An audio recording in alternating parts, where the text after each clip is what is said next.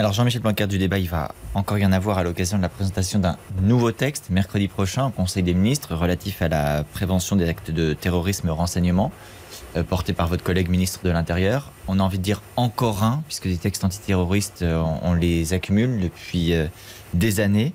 Est-ce que ce texte-là aurait pu éviter l'attaque de Rambouillet? Parce qu'on voit les textes arriver, mais on ne voit pas les actes de terrorisme disparaître pour autant. Vous savez, il y a ce que l'on voit, il y a ce qu'on ne voit pas.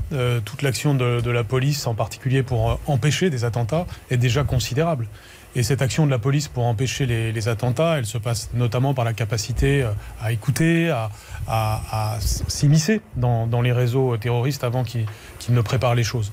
Et lorsqu'il y a des attentats individuels comme celui-ci, même s'ils ne sont jamais vraiment complètement individuels, parce que des personnes comme celui qui a commis cet attentat sont souvent reliées d'une manière ou d'une autre à un réseau. Mais lorsqu'il y a donc ce type d'attentat, c'est notamment parce que la personne était un peu seule. Donc c'est un peu comme sur d'autres sujets, il y a ce que l'on voit et ce que l'on ne voit pas. Mais la réalité, c'est qu'on est impuissant face à ce type d'acte. On n'est pas si impuissant que ça. Regardez tous les chiffres de tout ce qui est empêché dans une année. Et bien entendu, il y a, en France comme dans d'autres pays, des moments où on n'arrive pas à l'empêcher. Donc le texte qui va venir va être non pas la réponse absolue, ce serait faux de le dire, mais un des éléments dont la police a besoin pour pouvoir repérer les réseaux terroristes. Michel Blanquer, vous le dites, il y a eu des attentats déjoués. Est-ce que certains des attentats ont pu concerner des écoles ces derniers mois?